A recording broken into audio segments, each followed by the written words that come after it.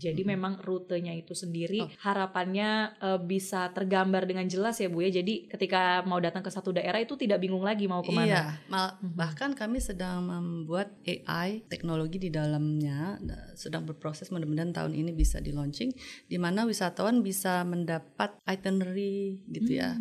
Sudah mendapatkan nih indikasi geografis pada produk asli daerah, itu dampaknya seperti apa sih Pak kalau secara ekonomi? Ya tentu karena sudah diproteksi, maka bisa dipastikan kalau apalagi indikasi geografis, begitu mendapatkan sertifikat, maka biasanya harga produk itu naik. Nah, rekomendasi dari Bu Menteri Pariwisata, Oke. kita mau kemana nih Bu akhir tahun ini? Di akhir tahun sebaiknya jangan keluar negeri, jalan-jalan di Indonesia saja. Di Indonesia itu banyak sekali destinasi, saya tidak bisa memilih satu atau dua yang utama, tapi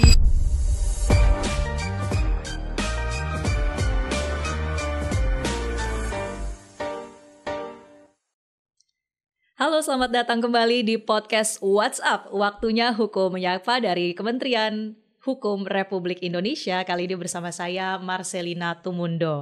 Nah, Sobat WhatsApp, ini udah akhir tahun ya. Pasti udah menjelang akhir tahun, pasti udah mulai mempersiapkan mau healing atau jalan-jalan ya. Nah, bicara soal jalan-jalan nih, pasti teman-teman familiar dengan produk-produk asli dari berbagai daerah destinasi pariwisata di Indonesia yang sangat kaya dan juga beragam. Nah, kita akan bahas terkait dengan hal itu karena ini bukan bicara hanya terkait dengan produk, tapi juga ada perlindungan hukum di dalamnya dan tentunya juga bagaimana nilai branding dari Indonesia ini bisa dicerminkan dari produk-produk indikasi geografis ataupun dari produk asli daerah di tanah air. Nah, untuk membahasnya saya tidak sendiri, tentunya sudah ada dua narasumber yang sangat spesial pada hari ini. Saya perkenalkan ada Menteri Pariwisata Republik Indonesia Ibu Widianti Putri Wardana. Halo Ibu, apa kabar? Selamat pagi, kabar baik ya Bu. Saya lihat abis kunjungan kerja ke wilayah Sumatera Bu ya. Iya betul, dari Palembang kemudian ke Batam dan Pulau Penyengat kemarin. Oke, ini kita akan dengarkan oleh perkembangan pariwisatanya apa nanti ya dari Bu Widi. Nah, selanjutnya juga ada Pak Direktur Merek dan Indikasi Geografis bersama dengan Pak Herman Syah Siregar. Pak Herman, kita jumpa lagi. Halo Mbak Marcel, senang sekali bisa ketemu di WhatsApp. Senang sekali ada tuan rumah kita di sini juga. Nah, saya ke Bu Menteri terlebih dahulu ya Ibu. Kita baru saja melihat ada ketok palu ya Bu, undang-undang kepariwisataan. Ini revisi undang-undang dari yang sebelumnya. Kalau dari segi highlightnya Bu, apa yang menjadi terobosan untuk mendukung produk-produk asli daerah maupun untuk pariwisata kita? Ya, jadi di undang-undang yang baru saja diketok palu tanggal 2 Oktober kemarin, perubahan yang cukup major adalah bahwa pembangunan pariwisata itu berbasis ekosistem. Jadi ada 12 ekosistem yang ditulis di dalamnya. Nah, contohnya sumber daya manusia, asosiasi pariwisata, dan juga promosi pariwisata berbasis budaya dan lain sebagainya.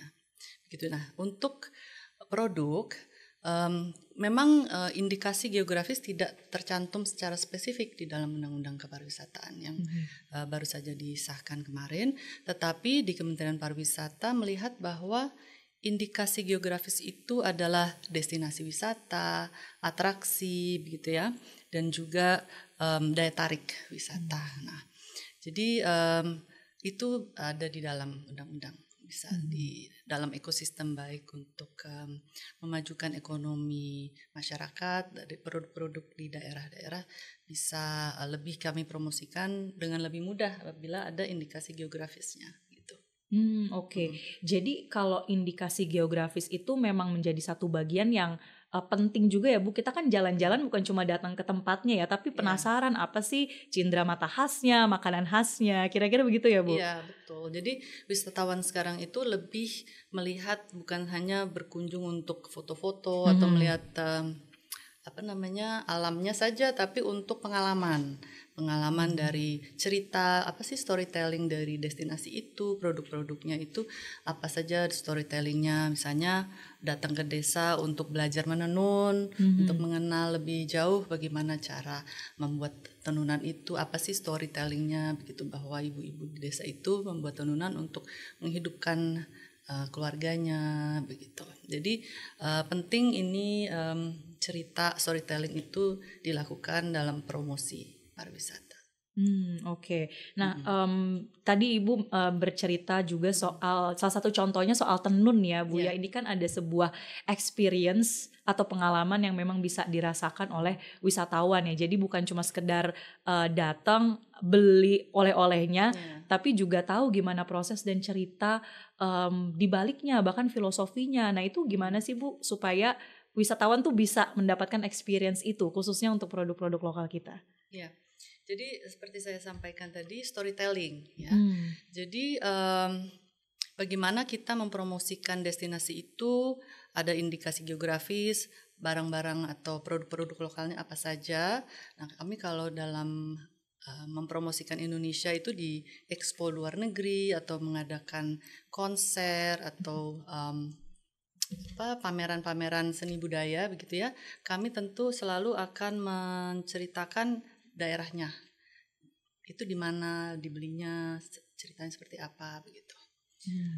Oke, jadi memang sangat gencar ya Bu upaya untuk memperkenalkan produk asli daerah dan juga indikasi geografis. Nah, kalau ke Pak Herman, Pak, kalau bicara soal produk asli, ini kan keaslian seringkali berujung pada sengketa mungkin ya. Bagaimana setiap pihak ini punya definisi masing-masing, saling klaim. Nah, gimana sih Pak untuk perlindungan hukum buat produk-produk asli daerah dari Indonesia? Ya, mungkin kita tadi Bu Menteri sudah mensetir terkait dengan indikasi geografis ya. Perlu kita ketahui bahwa indikasi geografis itu merupakan suatu tanda menunjukkan asal suatu produk. Karena ada faktor geografis, faktor alam, manusia yang membedakan karena memberikan reputasi, kualitas dan karakteristik. Nah, ketika ada suatu unsur pembeda ini dan kemudian disertifikasi, didaftarkan ke Direktorat Jenderal Kekayaan Intelektual, maka negara akan memproteksi.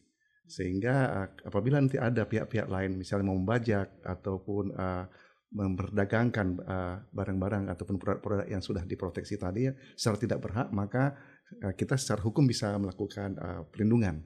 Nah, ini pentingnya pendaftaran kekayaan intelektual, indikasi geografis, termasuk tadi kekayaan intelektual secara umum ya.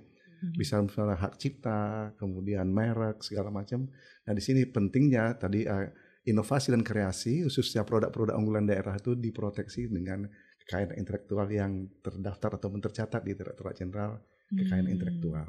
Ada berapa banyak sekarang Pak yang udah terdaftar indikasi geografis kita? Ya, saat ini sudah terdaftar 218. Ya, awal tahun itu 2025 167, tapi terus bertambah sekarang. Bahkan kita ditargetkan oleh Bapak Menteri kita harus terbanyak nih se-ASEAN tahun ini. Jadi terus kita berkolaborasi, bersinergi dengan Pemda, Masyarakat Pelindung Indikasi Geografis, dengan BRIN, karena memang harus ada tim ahli yang bisa nanti melakukan penelitian bahwa ada karakteristik, kualitas dan reputasi yang berbeda antar produk ini. Oke. Untuk kalau ke Bu Menteri deh, kalau untuk kesadaran Bu untuk mendaftarkan suatu produk itu menjadi indikasi geografis tuh seperti apa Bu oleh para pelaku pariwisata saat ini? Oke, contohnya Kopi Gayo ya. Ini kan sudah ada indikasi geografisnya pastinya. Jadi kita dulu itu kenal bahwa Kopi Gayo itu produk unggulan yang untuk diekspor. Tapi sekarang destinasi itu adalah di Takengon, Aceh, menjadi destinasi yang terkenal di mana wisatawan itu datang untuk ikut proses panen, ikut mensortir hingga menikmati kopi itu di koperasi yang dikelola oleh daerah situ, gitu. Nah, jadi contoh nyata ya Pak ya. Iya. Nah, tapi saya belum tahu, mungkin harus ada sosialisasi lebih banyak ya ke desa-desa wisata juga Pak ya, supaya lebih ada kemauan untuk mendaftarkan begitu. Ya, seperti Ibu Menteri tadi banyak bercerita bahwa tidak sekedar disuguhkan suatu produk, misalnya kopi, tapi bercerita bagaimana secara turun-temurun, karena indikasi geografis ini adalah produk karena faktor manusia. Secara tradisional mereka mempunyai mungkin pengetahuan tradisional. Nah ini melahirkan budaya warisan yang harus kita jaga keberlangsungannya, sehingga punya daya tarik khususnya orang-orang muda. Kalau di paket-paket wisata kita Bu, seberapa gencar sih produk-produk lokal itu memang diberikan ruang untuk bisa dipromosikan, bisa dikonsumsi, bisa dinikmati lah oleh wisatawan, terutama wisatawan asing. Baik, contohnya produk kuliner ya. Kami sebentar lagi akan meluncurkan rute perjalanan di Jawa Barat untuk kuliner begitu ya. Dan kami juga baru saja menyelesaikan event Wonderful Indonesia Gourmet, di mana kita mengundang KOL atau jurnalis dari luar negeri, contohnya dari Inggris, Perancis ya, Tokyo, juga Hong Kong dan Singapura untuk datang ke sini. Kita ikutkan fam trip, familiarization trip untuk keliling di Jakarta dan Bali, mencicipi 17 restoran terbaik di Indonesia, dan kita ajak juga ke pasar gitu ya, melihat di mana membeli bahan-bahannya dan menceritakan dari hulu ke hilir, dari cara bertani, bercocok tanamnya sampai di meja restoran. Nah, kami mempromosikan itu, dan juga kami ada program Wonderful Indonesia Scale Up Hub, di mana kami bersama industri mengkurasi perjalanan dan paket-paket wisata, kuliner dan wellness juga. Gitu wellness. Kami akan melakukan event bernama Wonderful Indonesia Wellness di Jogja dan Solo, di mana kita memperkenalkan budaya wellness seperti massage, jamu, ya, yoga, meditasi, dan bahkan ada sound healing dengan belajar gamelan gitu. Jadi ini kita tuh sangat kaya Pak dengan produk dan tradisi yang kita bisa buat storytelling dan paket-paket wisata itu Bu ya. Jadi ini sangat penting gitu.